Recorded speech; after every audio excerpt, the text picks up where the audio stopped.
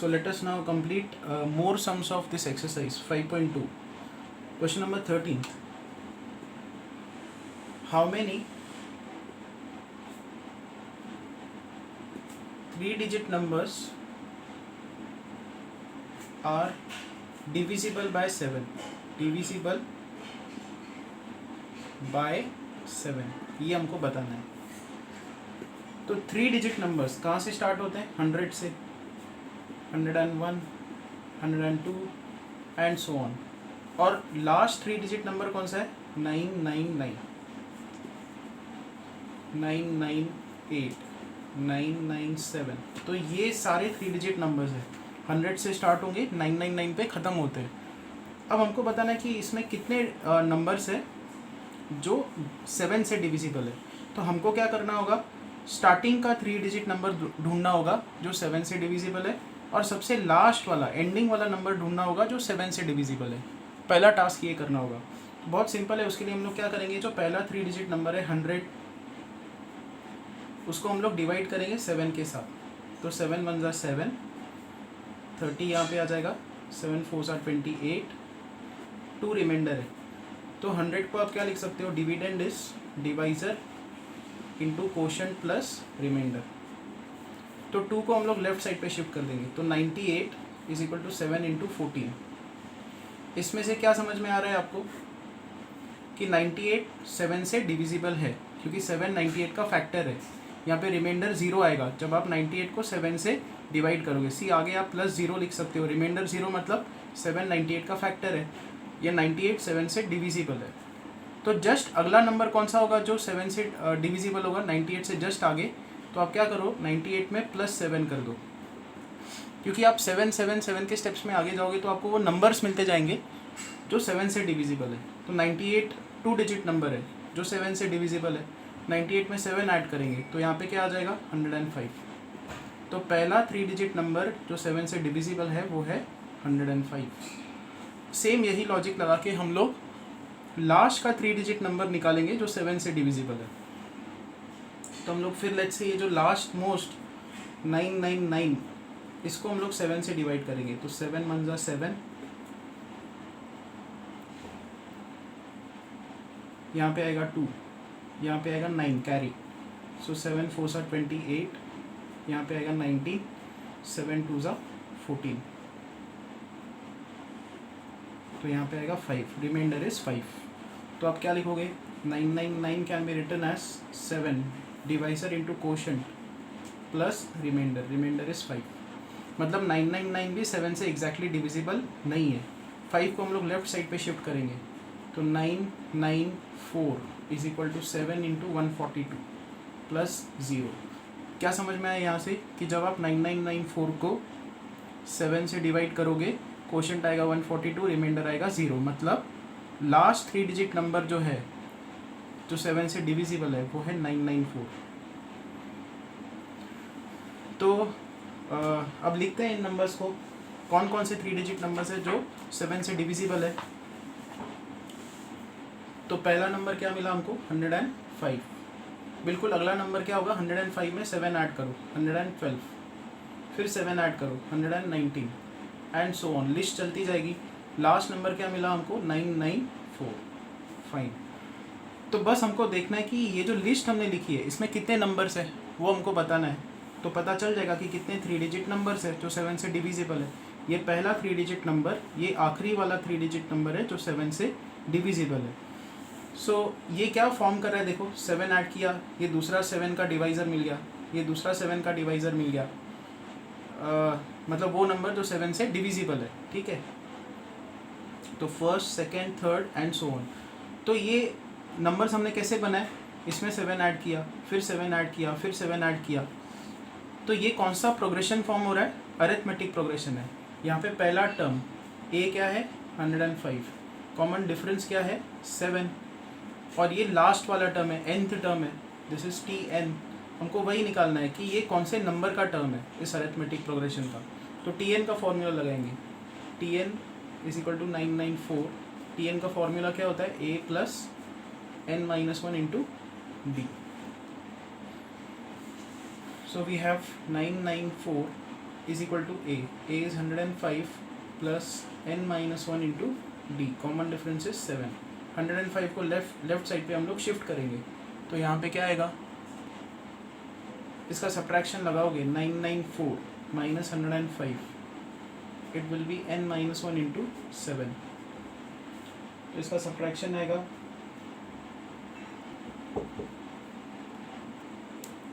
so this is 889 is equal to n minus 1 into 7।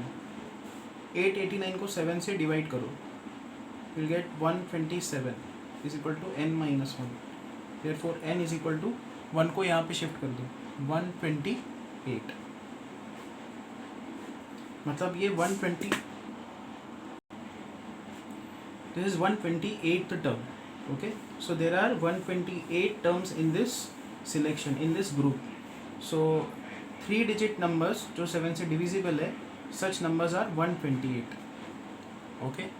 Next question, 14th question, how many multiples of 4 lie between 10 and 250, मतलब 10 और 250 के बीच में 4 के कितने multiples लाई करते हैं, तो हम लोग वही देखेंगे कि पहला कौन सा मल्टीपल है, 10 या 10 से आगे, तो हमको पता है 10 तो 4 का मल्टीपल है नहीं, 12 पहला मल्टीपल है, ओके, तो ये जो 10 है और 250 इसके बीच में पहला नंबर 12 है जो 4 का मल्टीपल है। अगला 4 का मल्टीपल कौन सा होगा, 12 में 4 ऐड करो, दैट इज 16, फिर अगला क्या होगा 20 एंड सो ऑन, ये प्रोसेस चलते रहेगा। अब हमको जस्ट देखना है 250 या 250 के नीचे 4 का कौन सा मल्टीपल है, तो 250 को हम लोग डिवाइड करेंगे 4 के साथ,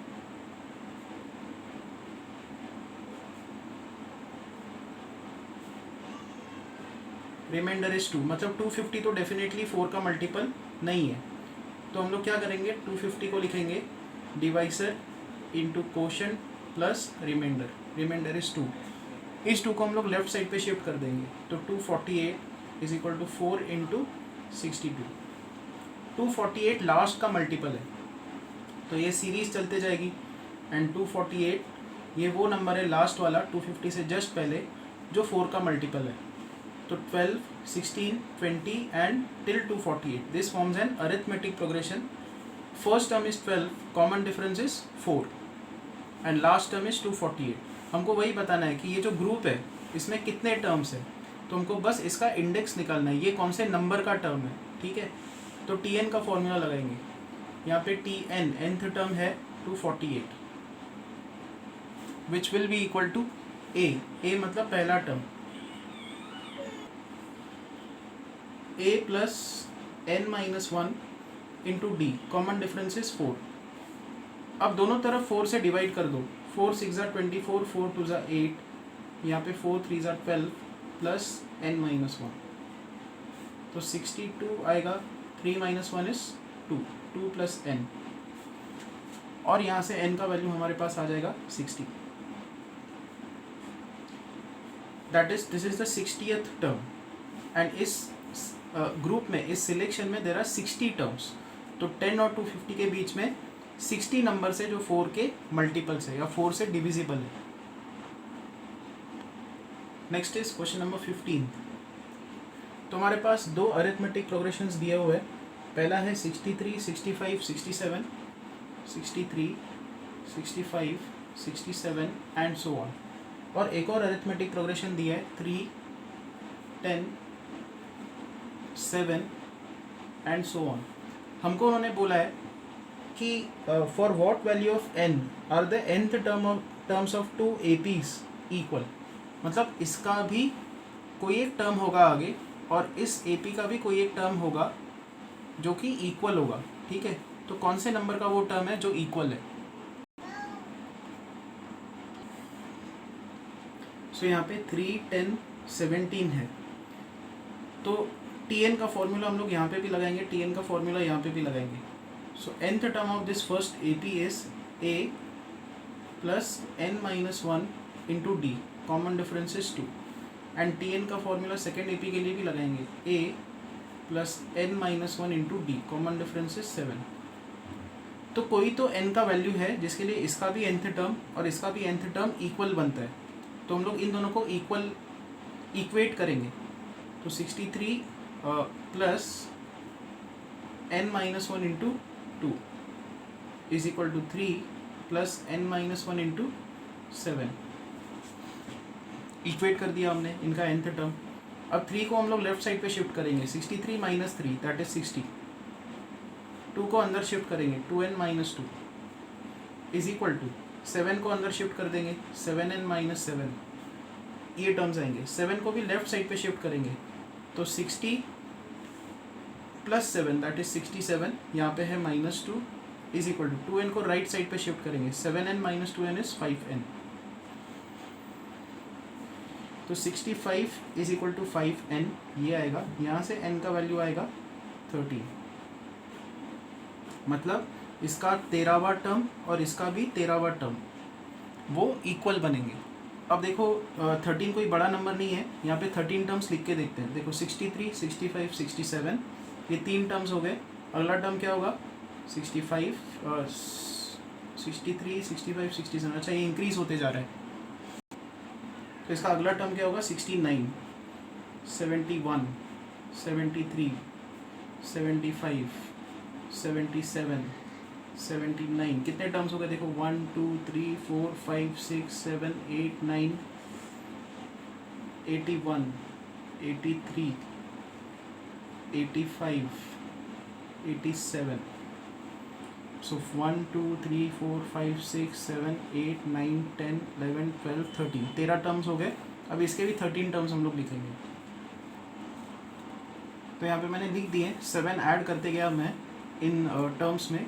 तो 1 2 3 4 5 6 7 8 9 10 11 12 13।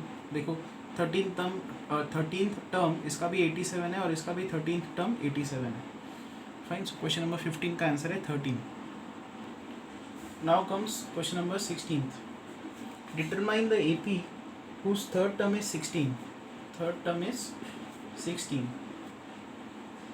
and 7th term exceeds the 5th term by 12. 7th term exceeds the 5th term by 12। ये दिया हुआ है, तो हमको AP निकालनी है, मतलब फर्स्ट टर्म निकालना है और कॉमन डिफरेंस निकालना होगा। T3 का फॉर्मूला लगाएंगे, A plus 3 minus 1 into D is equal to 16। T7 का फॉर्मूला A प्लस 7 माइनस 1 मतलब 6D माइनस T5 का फॉर्मूला A प्लस 5 माइनस 1 मतलब 4D is equal to 12। A will cancel out, 6D minus 4D is 2D, so 2D is 12, D is equal to 6। यहाँ पे A plus 2D is equal to 16, D का value 6 हम लोग यहाँ पे put करेंगे, तो यहाँ पे आएगा 12 is equal to 16। यहाँ से A का वैल्यू आएगा 4, तो फर्स्ट टर्म आ गया, कॉमन डिफरेंस आ गया। AP क्या होगी 4 में 6 ऐड करो 10, फिर 6 ऐड करो 16, फिर 6 ऐड करो 22 and so on. This is the required arithmetic progression. Question number 17. Find the 20th term from the last of the AP. 20th term from the last हमको निकालना है। 3 8 13, तो AP दी हुई है 3 8 13 and so on। Last term दिया है 253, तो हमको क्या निकालना है यहाँ पे 20th term from the last. पीछे से अगर आप जाओ लास्ट से, तो 20th टर्म कौन सा होगा, ठीक है। तो एक तो टेक्निक ये होती है कि आप क्या करो, इस AP को उल्टा कर दो, 253 को पहला टर्म बना दो। अच्छा अब देखो कॉमन डिफरेंस कितना है, 3 में 5 ऐड करोगे तो 8 मिलता है, 8 में 5 ऐड किया तो 13 मिलता है। अब आपको बैक ट्रेस करना है, मतलब आप आगे जा रहे हो तो 5 ऐड कर रहे हो, अगर पीछे जाना है तो 5 सब्ट्रैक्ट करना होगा। तो 253 से जस्ट पहले वाला टर्म क्या होगा, इसमें से 5 सब्ट्रैक्ट करो, तो यहाँ पे क्या आएगा 248, ठीक है। तो और जस्ट इसके पहले वाला टर्म क्या होगा 5 सब्ट्रैक्ट करो, तो यहाँ पे आएगा 243। ये ऐसा AP है, स्टार्टिंग के ये 3 टर्म्स, लास्ट के ये 3 टर्म्स है। तो 253, फिर आएगा 248, फिर आएगा 243 एंड सो ऑन। हमने AP को उल्टा कर दिया, 13 2883 ऐसे। तो हमको लास्ट से 20th टर्म निकालना था, हमने AP को उल्टा कर दिया। तो अब हमको सेम हमारा पहले जैसा प्रॉब्लम आ गया, हमको अब स्टार्टिंग से 20th टर्म निकालना है, मतलब हमको T20 निकालना है। T20 क्या होगा, A मतलब पहला term 253 A plus 20 minus 1 into D. Common difference कितना है यहाँ पे, 248 minus 253, second term minus first term that is -5। So 253 plus 19 into -5 which is 253 minus 95 which is equal to, now if you calculate this is 158. Next is question number 18th. The sum of the fourth and eighth term of AP is 24. Sum of fourth term and eighth term is equal to 24. And the sum of 6th and 10th term is 44. Term number 6 plus term number 10th term is 44. उन्होंने ये बोला है find the first 3 terms of AP के पहले 3 terms निकालो। Term number 4 का definition क्या होगा, A plus 3D। Term number 8 क्या होगा, A plus 7D, this is 24। यहाँ पे भी टर्म नंबर 6 क्या होगा, A plus 5D। Term number 10 क्या होगा, A plus 9D, this is 44। A plus A 2A plus 7 plus 3 is 10D, this is 24। A plus A is 2A plus 5D plus 9D that is 14D is 44। दोनों को 2 से हम लोग divide कर देंगे, तो A प्लस 5D यहाँ पे आएगा 12 एंड यहाँ पे A प्लस 7D आएगा 22। दोनों इक्वेशंस को हम लोग सब्ट्रैक्ट करेंगे, ये इक्वेशन माइनस ये इक्वेशन करेंगे, तो A कैंसिल आउट होगा, 7D minus 5D that is 2D is equal to 22 minus 12 that is 10। So common difference is 5। Common difference D का वैल्यू जो 5 है वो हम लोग यहाँ पे सब्स्टिट्यूट कर दें अगर, तो A plus 5 into 5 is equal to 12 आएगा, मीनिंग A का वैल्यू आएगा 12 माइनस 25 विच इज़ -13।